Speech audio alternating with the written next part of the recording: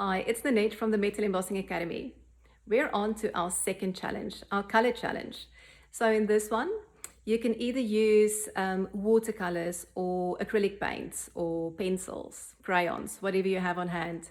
You can also use your magazines again. So for this exercise, as you start paging through your magazines or your Pinterest boards, really start pinning the color choices that truly speak to your heart. Pay attention to how they make you feel, which emotions they awaken in you.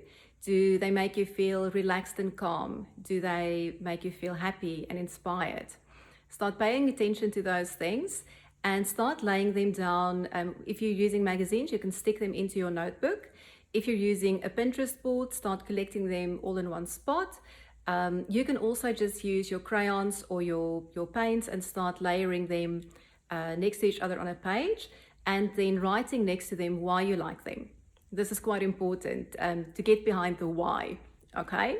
So in the next bit, I'll show you how I've done mine. And just a reminder again that we do have the private Facebook group, so there'll be some live sessions in there and just sharing what we've done. So it's always nice to do these kind of things in community, and it's a safe zone. It's a fun, enjoyable place, and we just get to hang out together and do the thing we love most. Okay, so join us in there.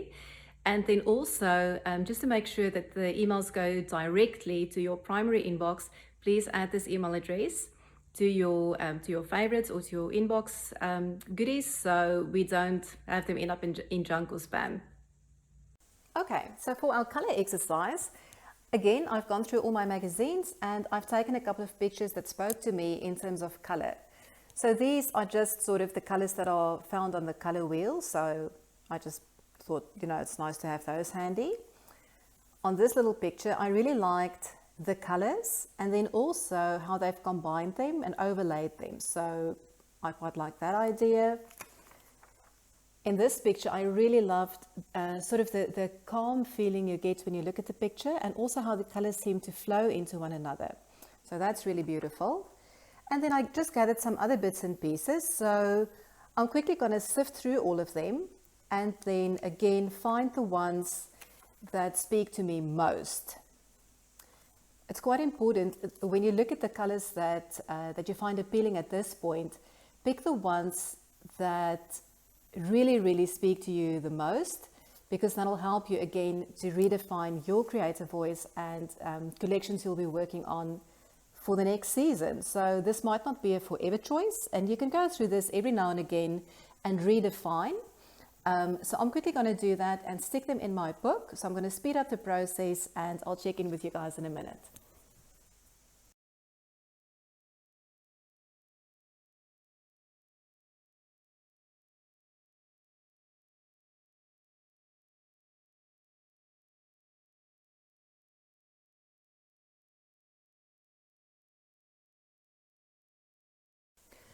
Okay, so this is my little exercise. These are the things I was most inspired by.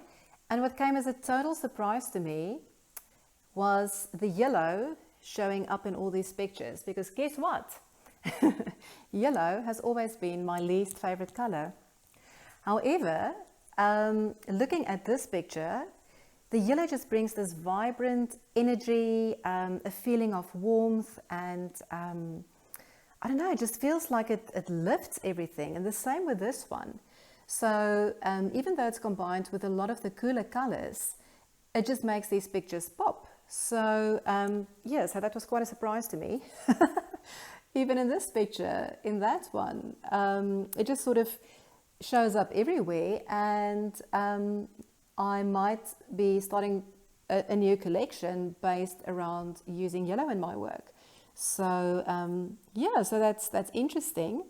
And then what I want to encourage you to do is, as you stick your pictures down, the ones that most speak to you, really reflect on why you find that the colors work together for you. What are the feelings that come to mind? How do they make you feel? What sort of emotion do you associate with these colors? And then if you want, you can write them down, or you can just pay attention to it. yeah, and just be surprised. As in my case, I was quite surprised by what jumped out at me when I was paging through these magazines, and yeah, I didn't see the yellow coming. Right, so in this picture, these are more the cooler colors. So as I said, sort of the feeling of calm, the way they flow into each other was really beautiful. It seems like when you look at these pictures, I really enjoy a lot of detail. So the thing to be careful though with using colors and a lot of different textures is to not make the work too busy. So I'll have to pay special attention to that because I'm drawn to things that that keep your interest for a while, because your eye keeps moving to different parts of this piece, especially this one as well. There's a lot going on, but it grabs my attention. So yeah, so it's time to reflect. Then also, if you don't have any magazines on hand, or you're sort of running low on supplies, you can use absolutely any color for this exercise. So you could use watercolors. You can just sort of paint them next to each other or put different colors together that you like. When looking at the palette, really try and pay attention to what you're drawn to most intuitively.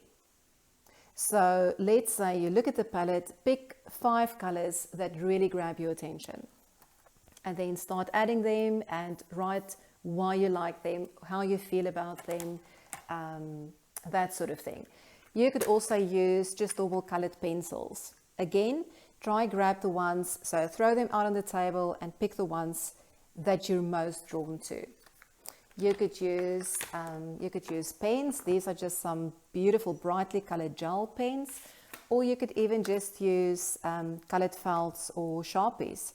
So whatever you have on hand, the material we use for this is not the point. The point is to identify the colors that really inspire you and bring across the emotions that you would like to portray in your work.